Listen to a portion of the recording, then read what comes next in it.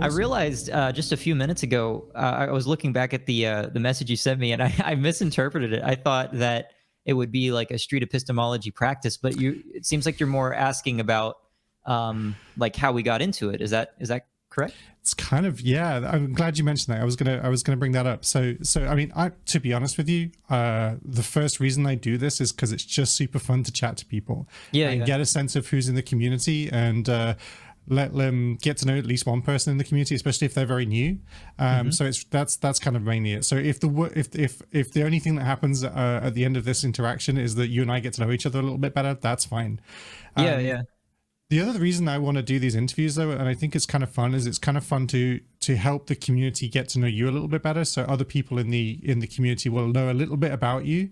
So when they might meet you in the chat rooms or in the text message channels, they'll hopefully have a bit of context for who you are and like kind of the things you're interested in and might want to talk about, and so that kind of helps. And then obviously, you know, I'm in the game of SE, so you know I like having SE conversations about things. Right.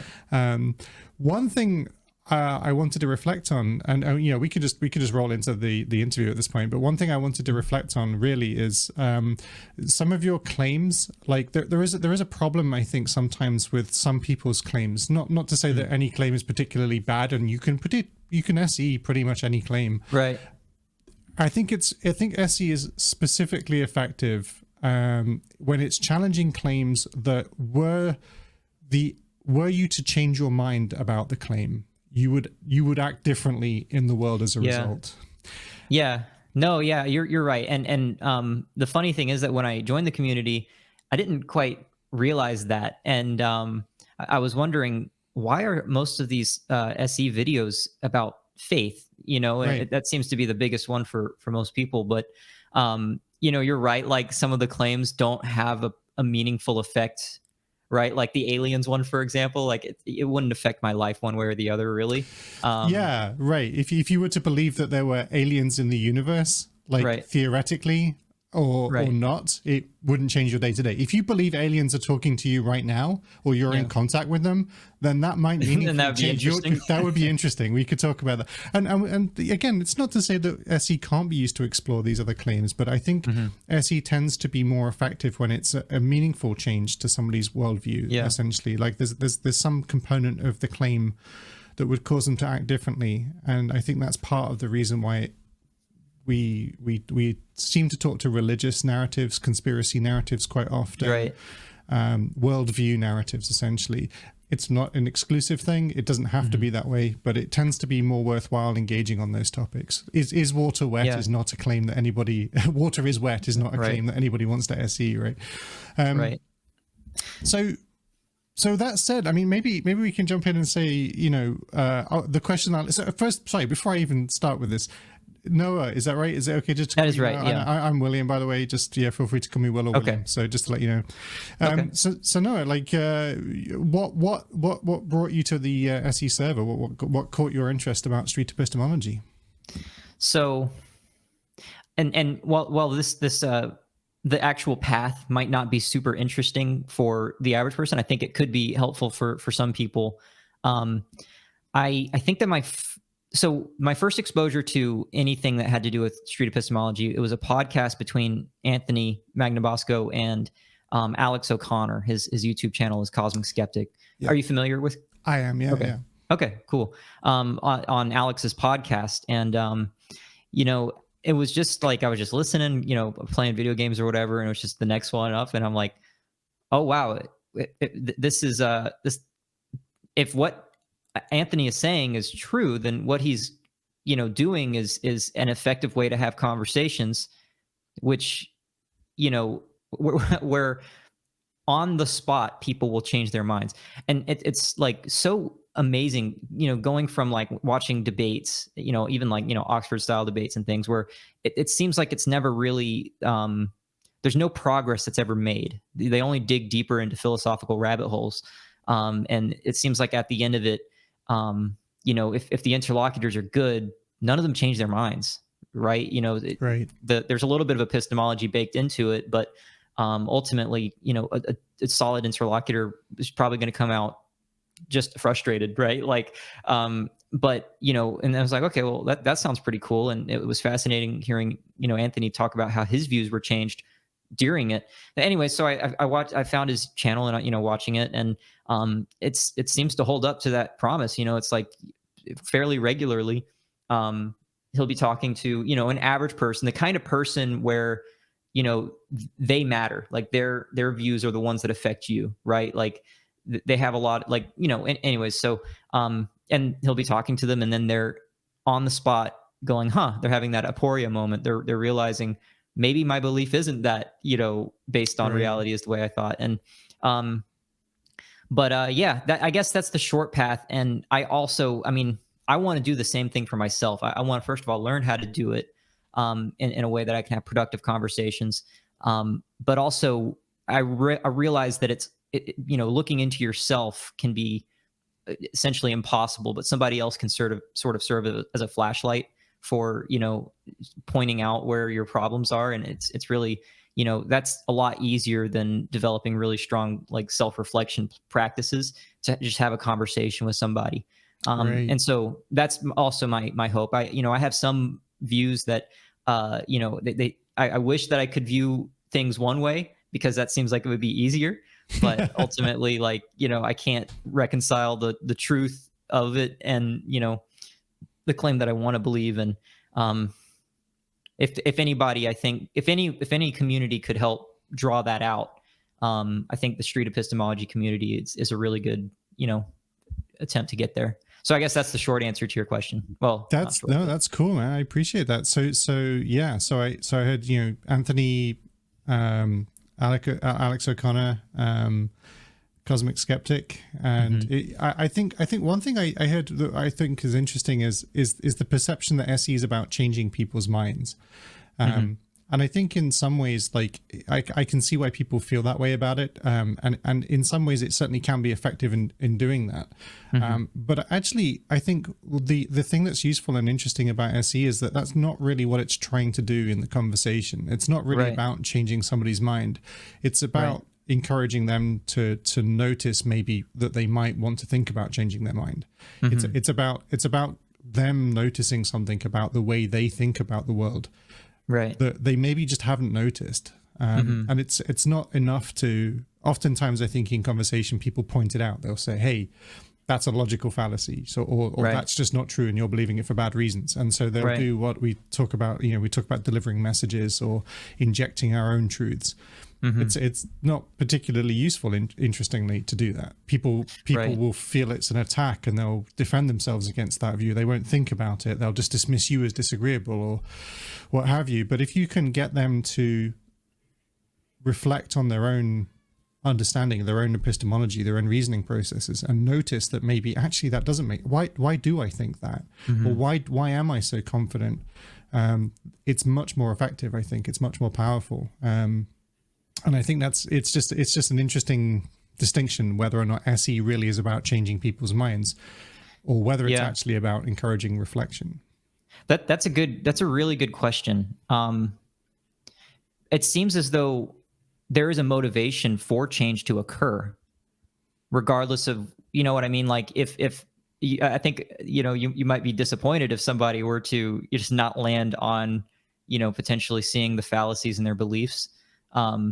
And that is, in a sense, change. We were there was a great discussion about like the Socratic method in one of the channels, and somebody made a claim about about the way that Socrates would not make claims, and I replied, because I love Plato's books. He has a very large literature, but I've read probably the famous ones a few times over, and there seems to be in the Socratic dialogues, early Socratic dialogues, there's not an attempt to come to some realization about truth. It's more of just trying to like basically, street epistemology. It's the classic Socratic method. But then later books, it's like it has that flavor, but there's a very clear direction that Socrates is trying to draw his interlocutors to, and conclusions that are baked into the questions. Right. And I'm trying to figure out where is that line with street epistemology. In the pure form, you want it to never be drawing conclusions, right? But I think that it's hard to balance that with the fact that mundane claims aren't interesting enough to warrant discussion, right? Yeah. So that's kind of something that I'm thinking about now, is like, where can we, obviously if we didn't desire the change, then we wouldn't be doing this, right? It's a very lively debate within the community, and I think the way you're thinking about this and where you're framing this already is totally on point. I think it is a really difficult thing to entirely be unagendered in your interactions with other people, and yet it is the aspiration, I think, that street epistemologists should work towards. Right. The problem with having the problem with the assumption that you're there to change their mind means that, in essence, what you're saying is you are going to get them to believe what you believe, because you're judging what they believe to be wrong, that you therefore somehow know that, and that you know what they should be believing in this other instance. And I think it's that's a very heavy burden to take on. Yeah. And I think the moment you start having an objective about what they should end up believing, what the other person should end up believing, you've moved into proselytizing, you've moved into persuasion. Yeah, that's true. And therefore you're open to the tools of rhetoric and sophistry and persuasion. And that's a very different beast. So I think it's really important that street epistemology doesn't make the mistake of confusing itself with those things. The abstract activist, I forget his first name. He has probably one of his most popular videos, where he's talking to a relativist at a festival. Are you familiar with this video? Yeah. At the very beginning, he says, "If I do this correctly, you won't be able to tell what my position is." And I like that. I want to, try to strive for where that is. But anyway, so that's my current perspective, and I hope that awesome. The most effective perspective is the one that matters most to me. Like, I think that it's, there's a nobility to the, it's purely classic Socratic dialogue. It's purely like, there's not an opinion to it. And I think that risks running into apathy with respect to what you believe. And you might be a dishonest interlocutor if you're not. I don't know. I don't have really strong conclusions about this yet. I'm just thinking about it for the first time with you. So this is great. Look, I really do think you're running on the right lines here, because it is a challenge. But one of the things I think is necessary is to set up a aspirational standard for what SE should be. And I think we can, within the concept of street epistemology, say that it aspires to being undergendered. It aspires to being empathetic and honest. And I think that you could then say, even if it may not even be possible to ever do pure street epistemology, which I would argue that I think it is possible to do it. I think you can at least certainly say that some conversations are better SE than others. Right. And then you can learn to practice how you get to be more consistently better. Then there's a scale that you can measure the success of a SE conversation on. So I like the way you're thinking about it, and it's very much along the lines of the sort of conversations I've been having recently, even amongst the people responsible for the new street epistemology training course that's coming out soon. I'm looking forward to that. I think that'll be very, very cool. that was one of the first things I came across on the website was a Google Doc. It was a guide on how to do it. I'm like, this is awesome. I think that there needs to be something more, though. Yes. And I think that course is going to be, a good way to get there. Yeah, they've invested a lot of time and energy and effort into this, and I think they've really been working at it and trying to make it as comprehensive as possible. I think it's never going to be perfect. I think it's going to be a constantly evolving and growing thing. But I think it's fantastic that they're putting it out there and that they're trying to create these resources to help people learn how to do this thing better. But as I say, I would say that these debates, these discussions about what is good SE, what does SE mean, what is the goal of SE, and some people believe there may be even multiple goals. That there are quite a range of different narratives within the community that present SE in very different ways, and sometimes they seem subtly different, but actually are quite profoundly different when you dig right down into it. So it's quite a lively space. SE's changed a lot since its original inception. and I have no doubt will still continue to change in the near future. But I definitely feel like it's settling down into a space that's starting to become the thing that we all think it is. Right. No, I was very happy to find it. I mean, it seems to be a embodiment of the principles of having a productive conversation. I mean, if productivity is the goal, it seems like the primary thing to remove is the guard, like keeping someone's guard down and not putting them into a defensive posture with your questions. That, I guess, seems to be the most fundamental thing about like what makes street epistemology so much more effective than regular debate tactics. And the only way that you can do that is keep their guard down and also remove your own, like, oh, well, I'm going to argue with you on this fact and that fact. Anyways, I'm very optimistic. I just got into this like a couple of weeks ago, but That's cool. I'm really like going down the rabbit hole, and it's a fascinating subject, and I'm hoping I can help unpack some of my own beliefs too. I'd love to get into that with you. Yeah, like I think I'm more than happy to explore that. But before we move on to that, there was something I wanted to suggest to you to think about, because it is something, again, that I think is quite an interesting discussion that's happening currently in the SE community, which is one of the many techniques that we want to offer is like rebuilding a strong sense of rapport and maintaining rapport throughout our conversations, so that we can not make it a combative argument, that we can ask questions in a sense of openness and exploration. The problem is the methodology of doing that, the way we would go about doing that, is identical to the approach that somebody might take if they're a pushy salesman or a confidence trickster. Somebody whose goal is not to honestly reflect, but is actually to persuade. Yeah, you'll find that charlatans and snake oil salesmen and cult leaders, all kinds of people, will use these same ideas of just, hey, keeping the guard down, gently being sort of asking questions.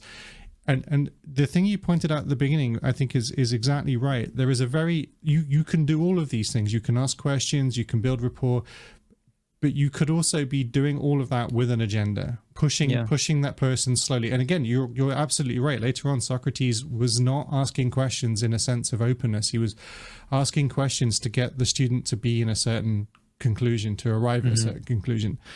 And that's a very different thing. And it's difficult, I think, to build a structure that prevents the same tools, the same process from not being persuasion. Yeah, I mean, that word is exactly it. It's persuasion, and persuasion, I suppose you could see it as one of those tools that can be used for evil or good. I mean, there's no way to create change, even if that change is just having somebody reflect on their beliefs, without some persuasion. And you're right, the same tactics can be applied for, malicious purposes or purposes that we don't agree with.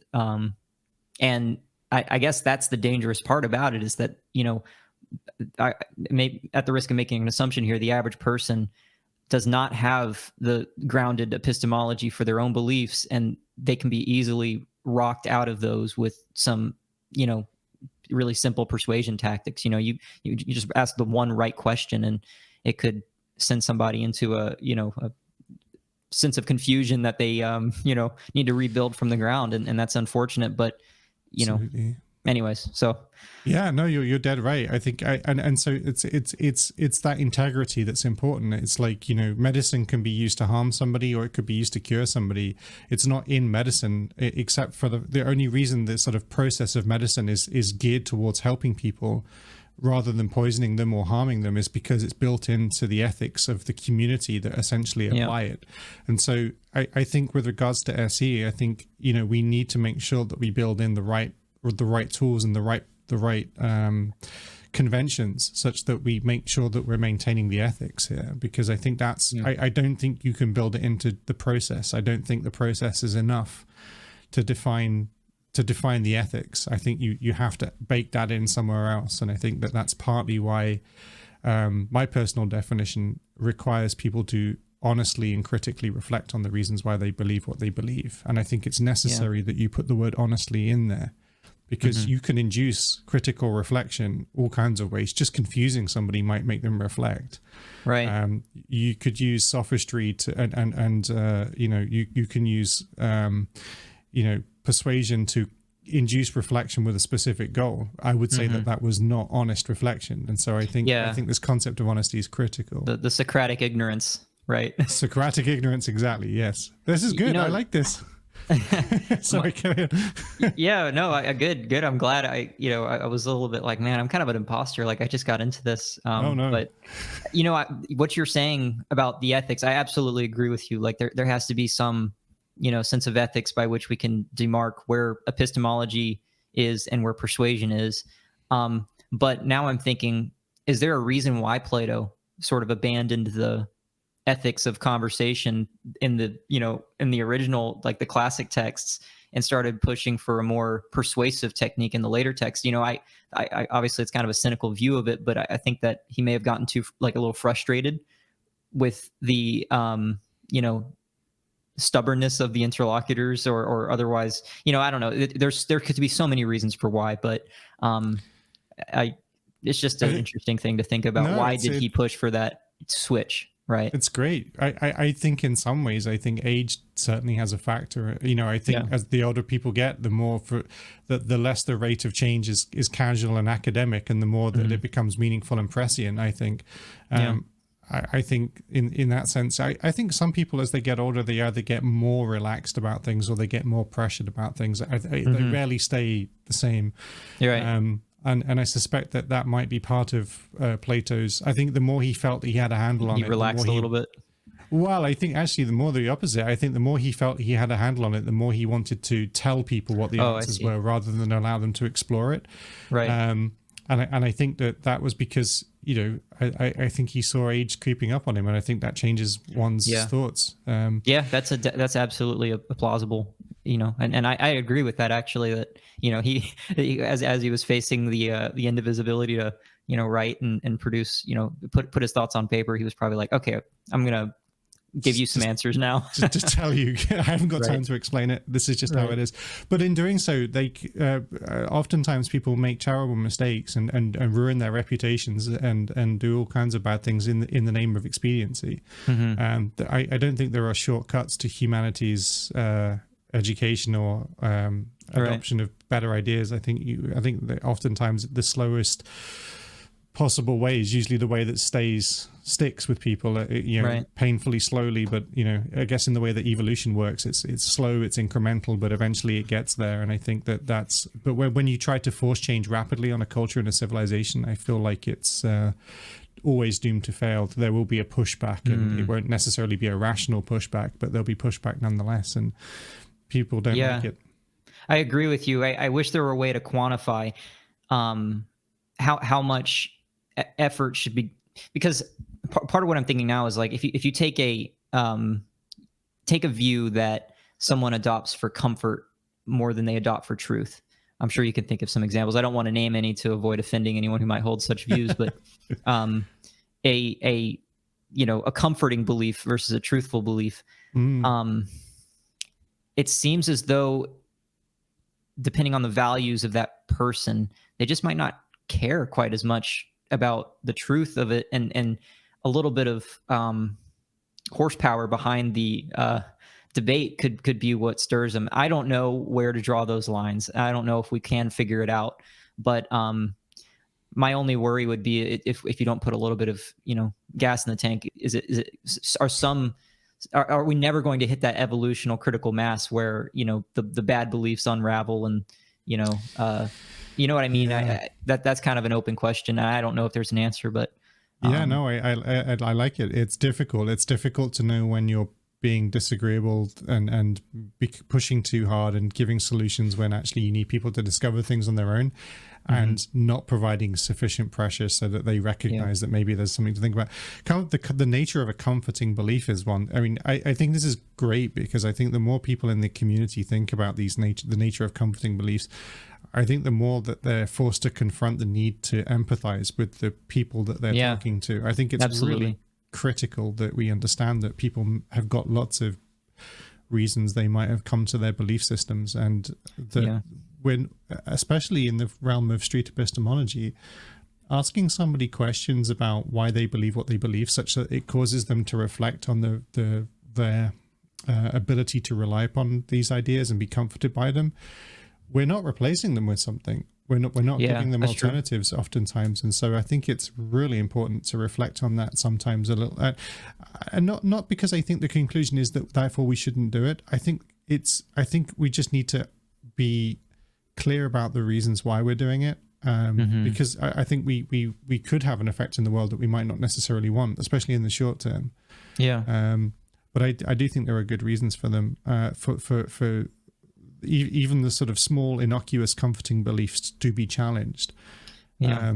Largely because I think those small beliefs can lead to bigger beliefs. I mean, one day somebody might be buying a healing crystal, right, at some, and not getting medicine or something not, like that. Possibly not getting medicine, but then also the next, maybe 6 months later, they are paying some guru to come and realign their chakras at some significant expense to them, and then maybe 6 months after that, they're sort of signing up to some religious sort of cult-like entity that's just a scam and sort of charlatan run thing, and they're taking all the money. So that's a slippery slope argument, of course, but the slippery slope is certainly available to people if you're willing to believe comforting things, and act in the world as if comforting things are true and are not challenged on those things. It can lead to some bad places, I think. Yeah, that's the I guess that's the like thing that it's like, well, what is our goal in general? Because I heard this argument. I thought, I was like, wow, that's interesting. I had always thought, well, the closer we are to the truth, the better. And by better, I suppose I mean that in the sense of like the individual and social well-being. Like the more truth that there is, the better things are. And I do agree with that in principle. But a thought experiment, I don't remember where I heard it, but it was proposed. What if there was a true thing that, when explained to the wrong person, yields the destruction of society? Like a true thing, and that, so in that case, most people would value the well-being of that society over acceptance of that true belief. And so, if you can accept that might be the case with the one person, the megalomaniac or whatever, that figures out this one true thing, then where do you draw the line between that and the individual? Because, there could be beliefs that are factually incorrect that ultimately only have positive benefits on the well-being of the person. And I don't think we should attack those beliefs, but it's hard to detect which ones they are. So if I heard that right, it sounds like there's a slight shifting of what we meant there by true thing. So in the one sense, we were talking about that a person, there's a distinction between the things a person knows being true and a person knowing all of the true things. So not all of the true things, but just like one thing that happens to be true. Yeah. But also ultimately very dangerous. Yes, that's it. That's the way. Yeah. I apologize if I misrepresented that. Not at all. No, it was very good. So maybe then, so the question is, so we might say that the person would be society, the world would be better off if that person was wrong about that one particular thing. Right. And I recognize this is sort of, we're creating a thought experiment where, we're looking for a reason to not value truth. But I could see where that could be useful. Let's say there's, I don't know, I don't want to use an example that's too realistic, but if somebody is experiencing a mental health crisis, and they're, a comforting belief is getting them through, even though it's not explicitly true. I don't think anybody in the street epistemology, well, I shouldn't make that claim in general, but the majority of us would probably think it's better to allow them to keep that belief until they're out of the woods of their, mental health crisis, right? Does that make sense? It potentially. I think ultimately what would be ideal is for something to be A, benefiting their mental health and well-being, and B, actually true. Yes, I agree. In the absence of being able to give that comforts, it is possible that the person operating under a false belief, who is gaining comfort from that false belief, is actually slightly at risk, because the problem is that false belief can come into conflict with reality. That psychological tool that is genuinely benefiting them could come into conflict in reality in such a way that they can no longer use it. And that could happen abruptly and suddenly in a moment of realization. And that would ultimately very badly damage their well-being. So there's a sense that, in some sense, it would be absolutely cruel to replace that person unless you're willing to do the work of helping to support that person and provide them better tools for that to enable the maintenance of their well-being. It certainly would be a reason to step away from a conversation in SE. If you felt that what you were telling them was going to harm them in the short to medium term, and that you were not going to be around for those consequences. But in the second sense, I think legitimately we might aspire to that person having a true thing that was supporting their well-being, as opposed to a false thing. I agree with that. In principle, it's better, very likely better, that we have beliefs that are closer to the truth. And even accounting for circumstantial, situations like that. It's better in the long term, and and so on. But okay, I'm good. I just wanted to kind of that was out good. There it's true. Well, I can also say I've actually had this conversation with somebody who was is now I'm slightly glad to say a former Catholic. Okay. And at the time they were struggling with what I would say was the last of their sort of impulse to wanting to believe in this Catholicism. They believed in all their life, and one of the things that they reflected on towards the end was this idea that, well, okay, look, I might not believe it might not be literally true, but I find the idea of it comforting, and it's useful to me to for my own personal well-being to believe this. And we explored this idea, slightly dark idea, but we explored this idea that it is not unheard of that people in dire circumstances, say something genuinely terrible happens to this person, like the loss of a child, for example, which is about as bad as it gets for most human beings. I imagine it's pretty much up there. In those moments, one might need to reflect on why God might have chosen to act in this way, and one might also be led to reflect, as I hear people do under such circumstances, that therefore there cannot be a God, that the whole faith has to go. And so in that moment of extreme circumstance, an extremely unpleasant circumstance, not only have you now lost your child, but also you've now lost your belief system, your framework of well-being, potentially your family support group, because those things get very quickly tied into religious narratives. So I said, look, to me, like my atheist views, as I'm an atheist, my atheist views may not be comforting in the same way that Catholicism can be comforting. But the one thing that I'm pretty confident about is that my atheism could not be suddenly taken away from me. I don't think it could come crashing into conflict with some I see what you're saying. observable reality, and then at this sudden moment of deep trauma have to be A, squaring this with my religious narratives, and B, potentially losing my worldview framework to the extent where I'm now lost and at the worst possible time. That's very interesting. I wonder, because you're right. It seems like the one belief is much more I don't know, truth. Like, not. I don't want to make truth claims here, but it's more resilient, I'll say, against the the ideas that are out there. If you think of ideas as a, I think I heard this once. The idea that thoughts and ideas are sort of like viruses or pathogens, and you've got a mental immune system, so to speak, right? Like So your mental immune system. What was that? Theory. This is meme theory. Okay, yeah.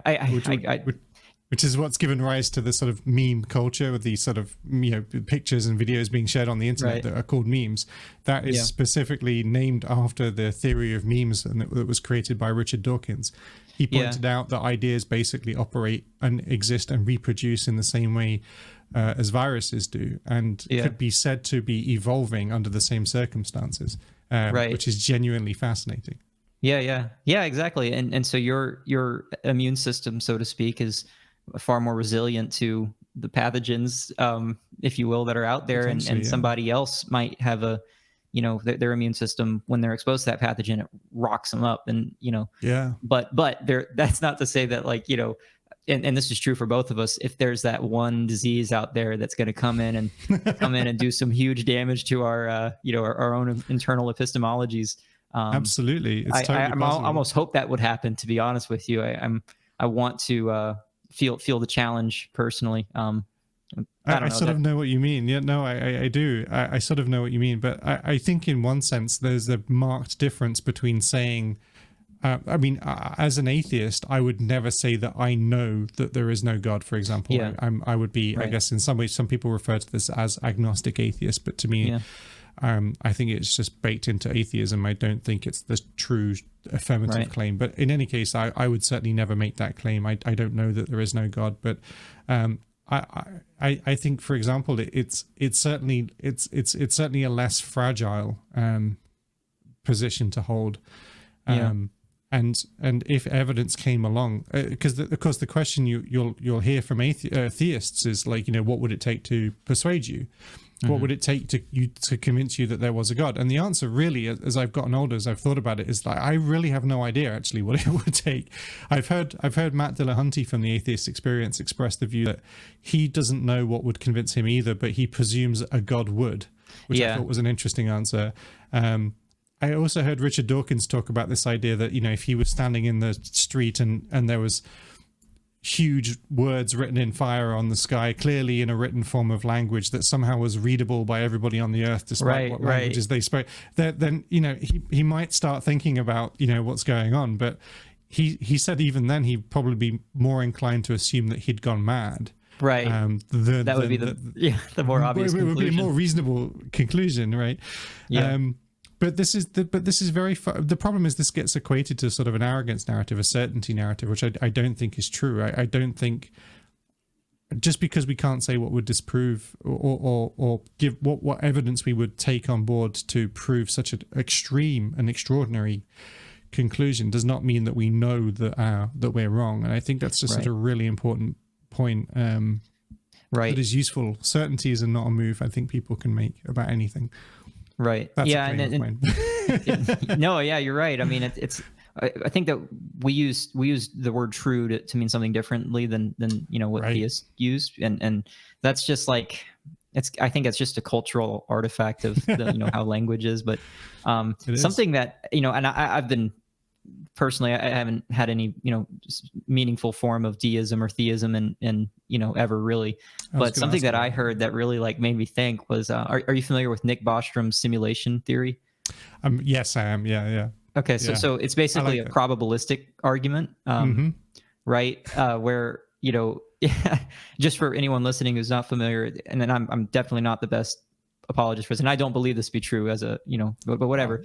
If simulated worlds are possible, and we sort of have a good amount of evidence to suspect that there will be a simulated world that could be convincing enough that we're not able to tell the difference. If that is possible, then there are, in theory, many more of those kinds of worlds than base realities.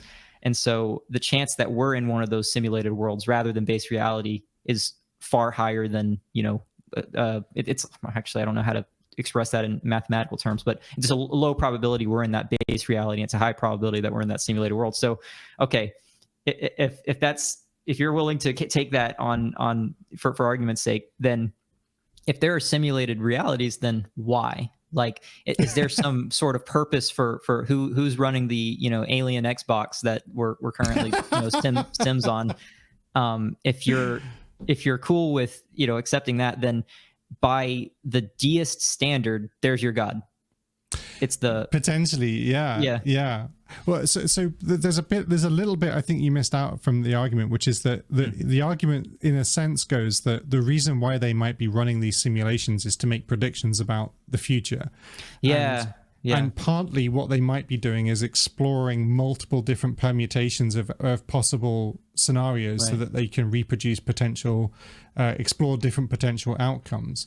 And the idea is that then in order to do that, you would essentially have to spin up many different virtual worlds to run these very complex simulations in order to predict what those outcomes might be if you change some variables here and there. And as a result, there will be more virtual worlds than real worlds, because there's only one real world and many virtual worlds, making it more probably likely that we're in a virtual world, given that they would be indistinguishable from each other. How do you feel about this idea? I feel it's like many ideas like this. It's like the brain in the vat argument. It's unprovable. But you know, possible. Just you could say that we're all in the teacup of, you know, God's. You know, we're all created in God's teacup, and the you know, the whole universe is contained in a cup of tea, and sure, you know, right? Like, you're kind of working with territory that there's no way to test it, no way to confirm, and so on. And speaking of teacups, this is very well exemplified by Bertrand Russell, who talked about Russell's teapot. If you're familiar with Russell's teapot, is the idea that there could be a teapot currently in orbit between the Sun and Saturn, I think he says, or Sun and Jupiter, and this theory is undisprovable. You cannot disprove that there's, you know, you could get the telescopes and you could be looking for the rest of humanity's life, and even if you were to scan the entirety of this universe, well, then suddenly you can say, well, it's okay because the teapot's also invisible. Now can you disprove the fact that there is an invisible teapot floating around out there? No, you can't disprove it. And so like simulation theory, until there's some reason to believe it to be true, it's just like all of these other theories. It's just functionally not useful unless there's some reason to need to build it into the mental models of humanity. Fine. Yeah, you're right. There's not it doesn't have any bearing on what, you know, matters in the real world. Although I could see how someone would get a sense of meaning from it if you are willing to take it that, you know, it is true, and that, oh, we're somehow preventing, you know, alien. What happens when aliens discover nuclear technology, right? Like we're probably well past that if they're, you know, really at simulation level. But you know what I mean? Like, I could see how someone would get a sense of purpose from that, and given that it doesn't seem to affect. But it doesn't have that belief wouldn't really affect anything else. And I don't hold this belief, just to reiterate that, but I could see how that could be a useful belief that doesn't have any meaningful effect on. I like it because in many ways it's one explanation for our existence, although it doesn't really explain very much because it still terminates in a reality that we still can't explain. I've said this many times before on this channel, but I'll keep saying it because I think it exemplifies my view. Either reality, I say the universe, but actually when I talk about the universe, I mean like conceptual reality. If there's many universes, whatever that is, and like reality as a whole. There are, as far as I can tell, three possibilities. The reality itself, the universe and reality itself, is infinite. Reality and the universe itself is finite or something else. Now, if it's infinite, the one thing I know for sure is, as a human being, I have no way of understanding that. Not really. Yeah. Like, I can't understand an infinite reality. If it's finite, I have no way of understanding that, because that means there was something before the conceptual idea of reality. There was a point before that, which makes prime mover sense. Sort of thing, right? But that would be included in reality. So if there was a prime mover, then whatever that prime mover, so when did that? So that's either infinite or it's finite. Right. But none of those two things make any sense to me, right? Like I cannot conceptually understand how there could have been something before reality and therefore potentially even after reality. So it's either infinite or it's finite. So therefore I'm left with option 3, which is something else, which I also can't understand. So it's infinite. I don't get that. Finite, I definitely don't get that, or something else, I don't get that. So the one thing I can say with absolute certainty about the origin and nature of the universe is I don't understand it. And that's fine. Do you know what I mean? That's just fine.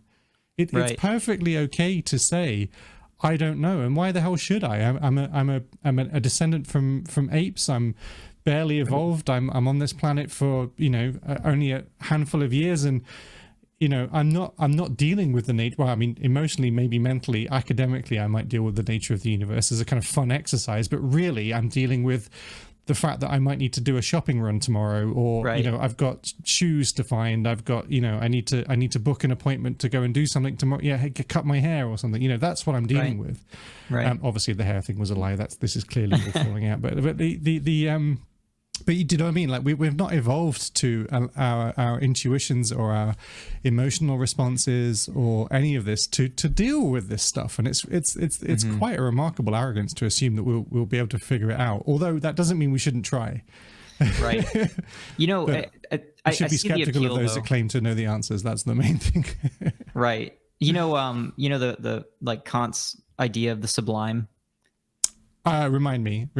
I've read Kant. And hopefully I won't butcher it, but it's when he's talking about like what is I don't know if he would say beautiful or good experience. There's like when evaluating like art, there's beauty, and that's when things are like nicely ordered and it's like a nice familiar thing, or it's a, what other else. But there's this other category of the sublime, which is like so much like noise and activity that it sort of it inspires fear, and a sense of awe, right?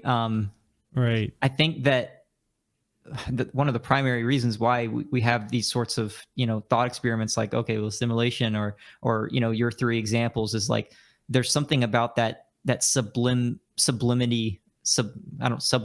I don't know. Yeah, the sublime that we really, really want. It's like it's really attracting for us. And that leads people down to like want to have a religious conclusion or a God-based answer and things, because it's a source of that sublime, I sort of feel like the world, the universe, life, excuse me, would be less interesting if we had the answer to all of this. We'd feel much more like cans of soup on a conveyor belt being processed in a soup factory if we sort of understood the answer. I mean, part of what gives, I think, life its fascination, or one of the many things that it gives it its fascination, is just this idea that we don't actually understand it all in it. Yeah. And there really are. And that's just a great thing. There really are these massively important, meaningful questions about the nature of our existence that we have no idea about, not even the faintest clue. And I think that makes it awesome. That's great. I think it's great to speculate on what these answers may. Maybe simulation theory. Maybe it's maybe there is a God. Maybe, but although just like the simulation theory doesn't explain the outer reality, God doesn't explain where God came from or why. God, it doesn't do much good for you. The infinite regression is always waiting for you around the next corner. But in any case, I think. But yet we do exist. We seem to be under this impression, this Descartes, we seem to be thinking, therefore we seem to be. Right. And we're confronted with this raw fact. So again, it's just evidence of there being at least one thing we can say for certain, which is that we really don't know anything for sure. Right. And that's good, I think. I think that's kind of fun. Yeah. No, I agree. I think it's certainly interesting. It tickles the brains of people who recognize that the truth is just like truth with a capital T is in a sense completely out of reach. Even the simplest claims are based on axioms that themselves are hard to prove. Like in Russell's Principia Mathematica, it takes like 130 pages of symbolic representation to even evaluate finally that 1 + 1 = 2, right? Like, did you know about that? Bertrand Russell. Was that Principia Mathematica? No, Principia Mathematica. Yeah, it was kind of the start for modern. So I remember. Logic. I remember he worked it out from base principles. He tried to prove 1 + 1 = 2. And Bertrand Russell, by the way, if nobody has. One thing I think is magical, genuinely magical, is that you can search for interviews with Bertrand Russell. Bertrand Russell was born during the Victorian era, and he was alive at the point where black and white television cameras were becoming a thing, and news programs were becoming a thing. And you can see interviews with Bertrand Russell. And I think that's amazing. This person that was born in the Victorian era is still is available now on YouTube to download. I hadn't thought about that. Some interviews of his. It's amazing. It's just that gives me the kind of like little creepy, like, oh, that's kind of amazing. It's kind of this weird little, I don't know. It seems people like Bertrand Russell seem so far in the past, and yet they're such they're still in the YouTubes, which is remarkable. Right. sorry, that was a complete digression, but yes, I think these ideas, capital T truth. I think the most important thing about capital T truth is you should be very wary of those who claim to wield it. Yeah, I think that's the most useful thing capital T truth can do for us. Right. My girlfriend, she was listening to something and somebody said, like, okay, so there are people out there that claim that they know that God exists, how he behaves, what he wants from them, and they know all these things, but if you ask them how to explain email, they can't do it at all. I once said that if the Bible had any information in it that couldn't have been known at the time, like could we like, for example, a meaningful description of quantum theory in the Bible, right? That wasn't just allegory, like a story about camels and a trade dispute, and then somebody saying, "Oh, this perfectly describes quantum mechanics." No. I mean, an actual, or even the germ theory of disease, like how germs actually worked. Right. I think, or like. The neurological action reflex, which is the way the nerves will transmit information and how your neurons essentially build networks. If it could have explained that, if there was a diagram of that in the Bible or some mention of it, that would be quite convincing to me. Mm-hmm. Something that really would have taken us thousands of years to figure out the truth of. Sadly, there's just none of that in the Bible. Yes, sorry, that was a very long side reflection. There's kind of a little bit of an equivalent of what you're looking for there with atomic theory.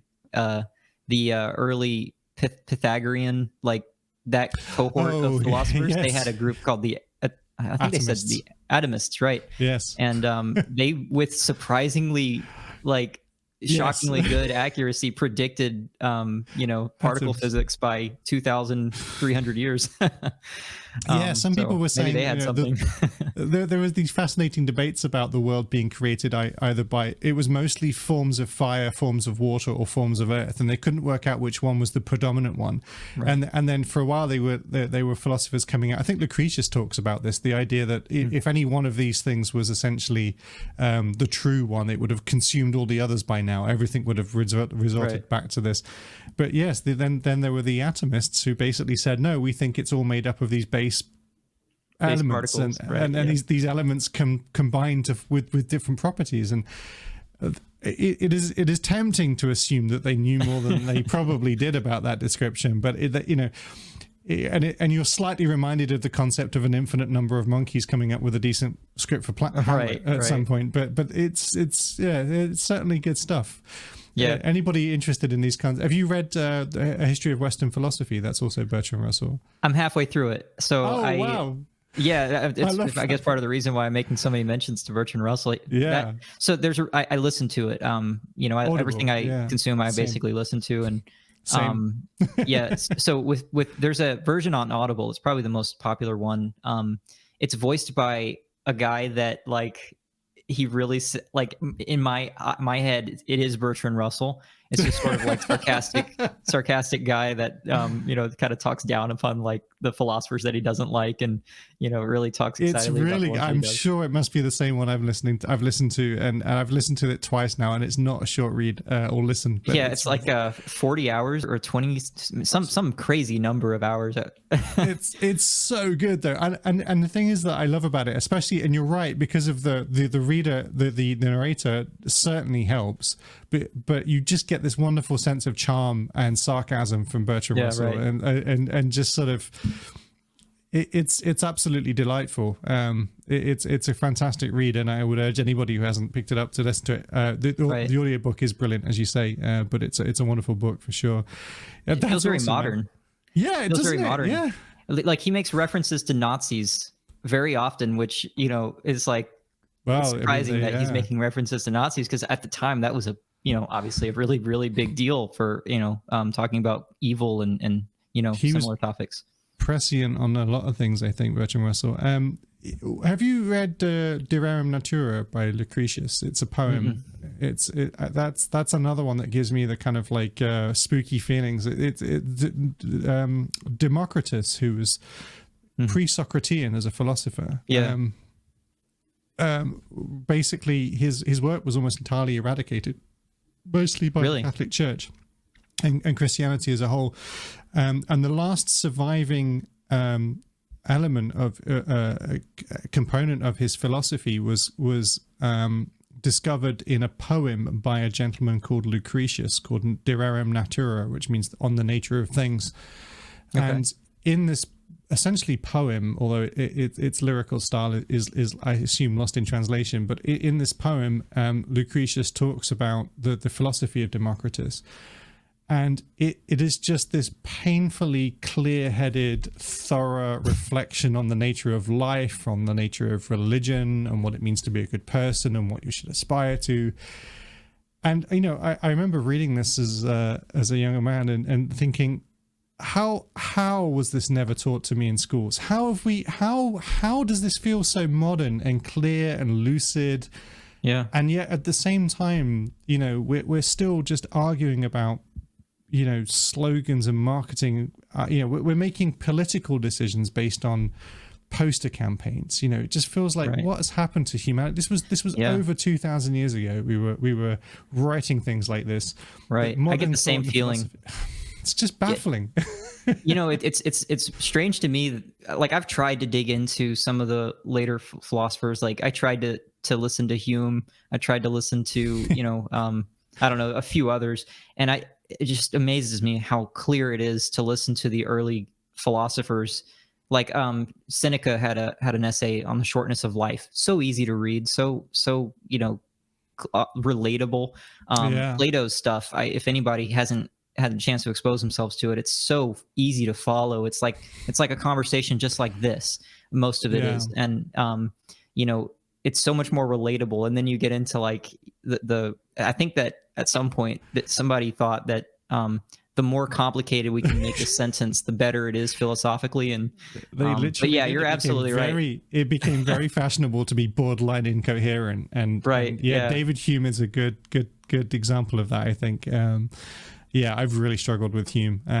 Kant can be very difficult. You've done well reading Kant, because I find Kant can be quite hard. To be fair, I haven't read. So, I get the sense that these philosophers had some really important things to say, but they're restated more clearly by, modern discussions and modern philosophers. And I think that to the extent that their important ideas are expressed, I think we get that without necessarily having to read their works. Completely agree. And so I'm just relying on that. I might be wrong, but I do hope that we're doing justice to Kant. And we I think that's very good. So this is one of the problems with the kind of impenetrableness of some of this stuff is people feel like second-class citizens for not engaging with it at source, right? Mm-hmm. And so you can imagine somebody enthusiastically interested in philosophy, genuinely finding interest in philosophy, and then sort of running out and picking up, I don't know, Nietzsche or Nietzsche's not that bad actually, but let's say David Hume and starting to read from chapter 1, reading the foreword. I bet they won't get through the foreword before they put the book down and decide that academia is not for them, and that's a terrible shame, because that's not your inability to learn. That's it not being a good starting place, right? That's David Hume being not a good philosophy teacher, right? And so I think a lot of what people tend to learn when they try to address these complex subjects is that they can't learn those things, and that's just not true. They've learned the wrong lesson. The true lesson is you need to find a better way into it. And I think there are lots of really good entry level pop philosophy books that people might feel like, this is not the proper stuff, but they're just as great, because really what these thinkers give us are ideas, and actually most of these ideas are actually very easily expressed. They're not massively complex. So if you're getting bogged down by the language or the flowery prose, or oftentimes the contextual references that are very much grounded in the era in which the text is written, that are going to be entirely lost upon the modern age, it can be very, very difficult, and you're going to feel like, well, philosophy is not for me because it's wading through mud, but that's not what it is. It's about ideas. And I really love it. No, I feel We could talk for a very long time, sir. And I think so too. I strongly hope there's more conversations to come, because I've really enjoyed this. Before we end the conversation, is there anything you'd like to tell people about you? Any interests or hobbies? Anything that you're particularly passionate about? Not really, to be honest. The more I dig into philosophy in general, the less confidence I have in really anything. And I don't know. I suppose. I don't know how existentialism has hit you hard. I see. I suppose it has. I do think my girlfriend, she currently holds the position of antinatalism, so I think that she might be good to introduce into the server and see if we could do some work there.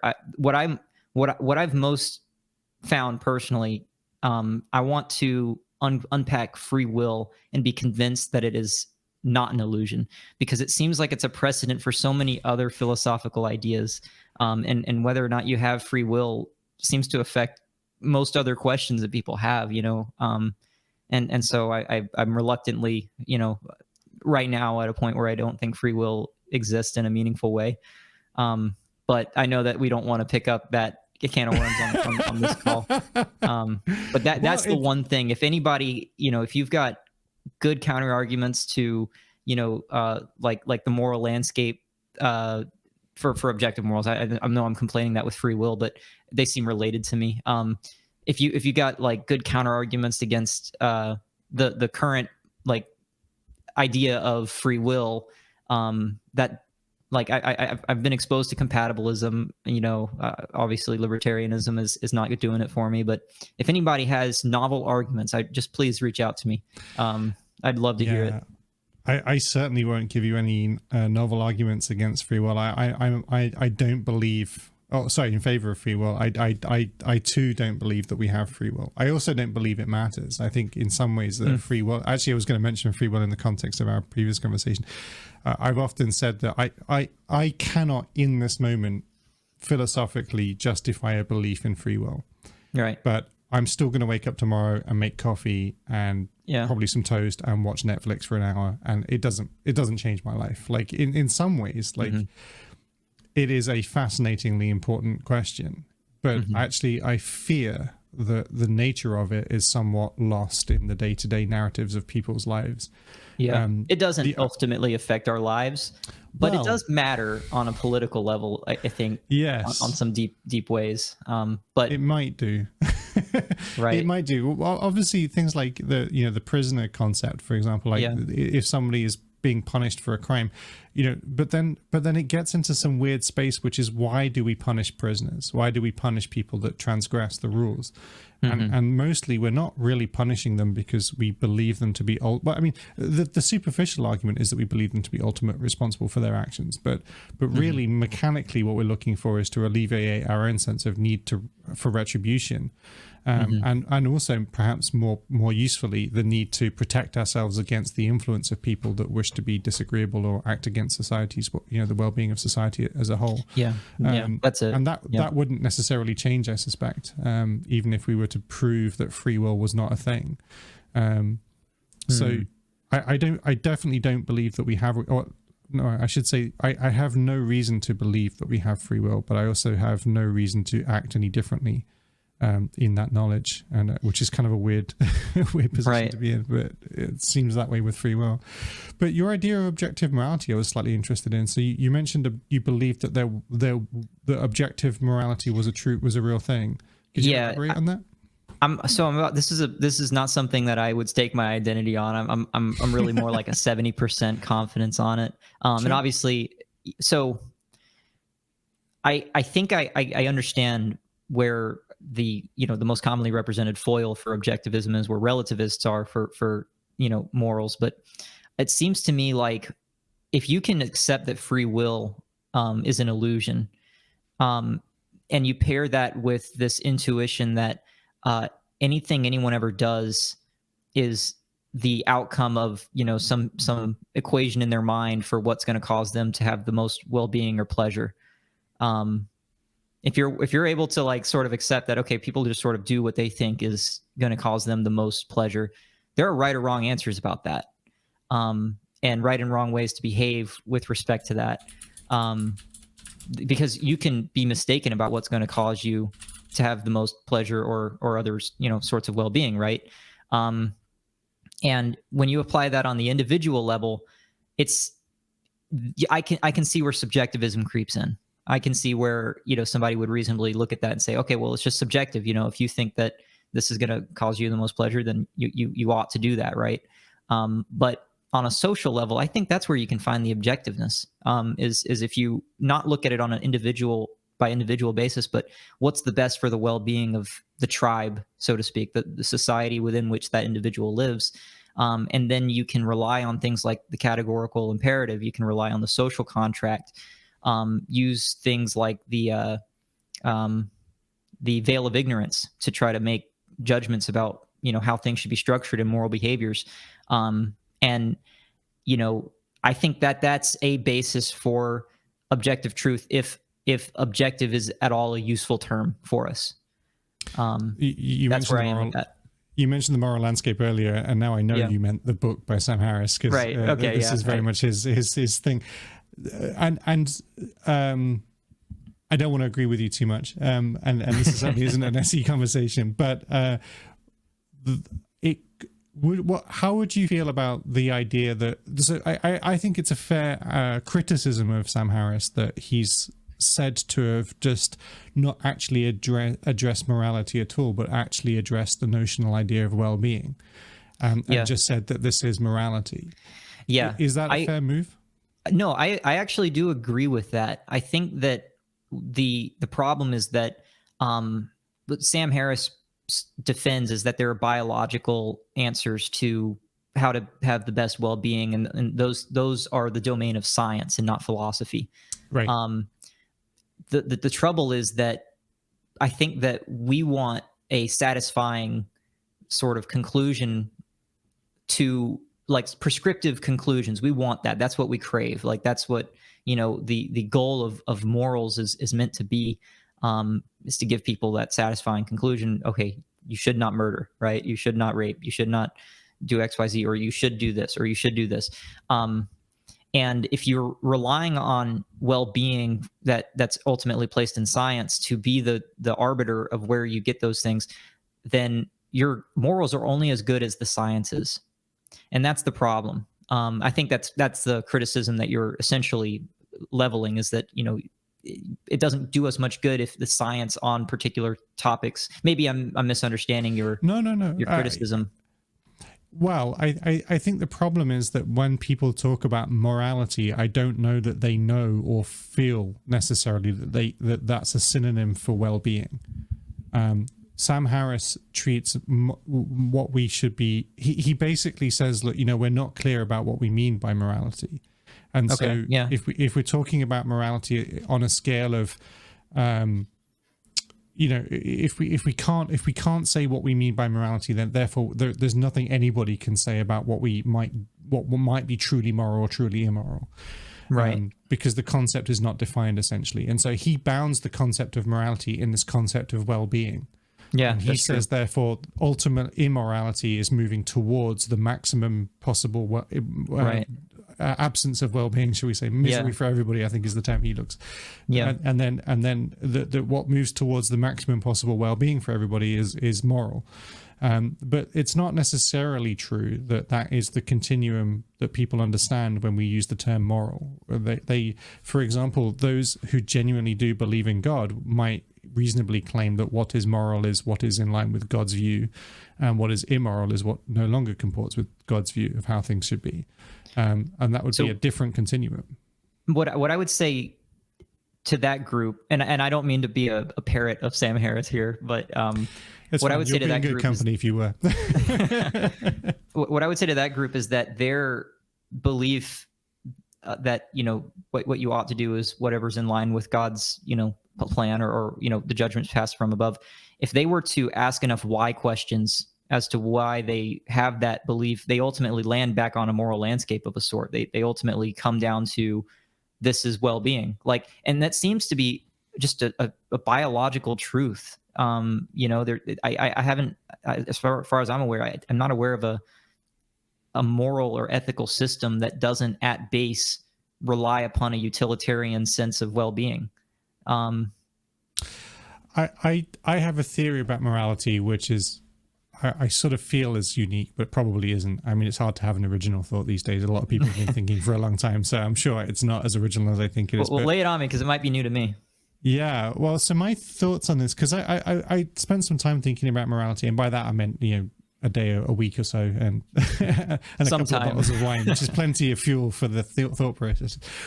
But my feeling is that when we talk about morality, what we talk about really is self-interest. And I think that that's the grounding of moral intuitions. I think it's self-interest. Yeah, I think so too. I think that self-interest is a very complicated thing, because initially what's in our own well-being, our own self-interest, I think is very obvious initially. But I think we build very complex structures on top of our narrative of self-interest, such that actually what we could do is build moral intuitions that actually are antithetical to our self-interest, but seem to be in line with our general sense of moral intuition. Right. And that's kind of the space I think that morality sits in. And the other thing I think about, and I can labor that if you like, but I think the other thing that's interesting is that the nature of morality is a specific type of linguistic argument, and it's essentially an assertion without expressed premises. It's an assertion, and it's an appeal to group agreement to a conclusion without necessarily needing to unpack the underlying framework of rationalization. And I think that those appeals to moral agreement are very useful in societies, because it may be that you need to rally the troops to go and fight the people of the other town because they're doing something terrible. And it's probably better that we can say, look, what they're doing is just wrong, and get everybody to nod sagely. It's probably less useful in that moment to get people to actually unpack philosophically how their epistemology has led them to that conclusion. It's sufficient that we all agree that we should go and fight the people in the other village. It's not necessarily sufficient that we all do so for the same reasons. And so I think these appeals to moral intuitions have sprung from those two things. I think firstly it's our self-interest, and secondly social expediency, and the use of persuasion or a call to action that doesn't require premises to be defined and laid out. That's the sort of prescriptive thing that we want to come out of morals. I agree with that. And so I actually think that one of the things that's kind of interesting is the way you unpack a moral argument is to immediately demand its premises. Why, as you say, why, and what's that doing? That's forcing them to then articulate their epistemology, because, and there will be one. It's not necessarily a good one, but there will be one. And I think that moral intuitions should be uncovered in that way, and say, well, okay, this is wrong, but why is it wrong? Why is it wrong to kick a puppy? Why? It's okay that some of that might not necessarily be certain, because one of the things that's odd about moral intuitions is that because people aren't very practiced at expressing their rationalizing process, how they got to that conclusion, they tend to feel quite uncomfortable when moral intuitions are challenged. Well, I've just always, it just is, right? It just is wrong. It's just, common sense. Wrong. It's common sense. Everybody, why are you asking me this? I'm just going along with what everybody else has always been telling me since I was born. Kicking puppies is bad, right? But why? And then ultimately, actually, it can make people feel incredibly challenged and pressured to suddenly having to start unpack these, because they really haven't. And I think something like Street Epistemology would be great on moral claims, because ultimately that reflection, that unpacking, ideally should make them more confident in their reasons for not wanting to kick the puppy. It's not enough just to accept the conclusion. It can be quite important to actually say, I actually know why I think it's bad. This is the change in society that I think will occur, and this is the reason why I think that change would be bad in aggregate. And so I think this is why we should prevent people from doing that. The other problem, of course, is that when people hold things without fully understanding the epistemology, they can find out that their epistemology is in conflict with other areas of their epistemology. So they can suddenly realize that, now I have to deal with this cognitive dissonance here, because I just realized that now I've unpacked it.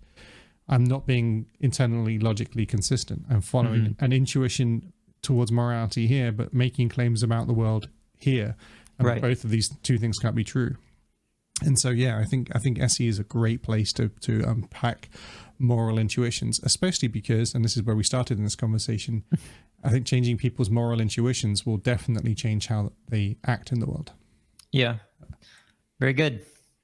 Well, I definitely want to, I definitely want to, keep talking about, the objective moral stuff. But I it's probably best to do that in a refreshed state of mind where, 100%. there's more, energy to it. And, I was on the voice chat, yesterday, and somebody suggested the Saturday, it's 2:00 my time, to, present my claim and defend it there. And I'll be driving for about 10 hours on that day. So maybe I'll have a chance to, I honestly, I mean, like I said, I want that challenge. I want to, I'm sure there are problems with my belief system. These are questions that people have been asking for a very, very long time. And if somebody actually had a, answer that was good and convincing, then I'm sure we would have all heard about it by now. So I do want to explore that with somebody and find out, if objective morals exist in the same sense that I think that they do. So it's a worthwhile question. So Noah, yeah, look, this has been brilliant. I've really loved talking to you. I think you're going to be an absolutely wonderful addition to the SE community. I fear that you may benefit us more than we'll benefit you, but I think it's... that's nonsense. I already know the Street Epistemology is going to do me more good. Well, in any case, I really hope you stick around. It's been an absolute delight talking to you, and I hope it will be the first time of many. So yeah, thank you very much, Noah. Of course. Thank you, William. I look forward to speaking with you again. Cheers. Bye-bye.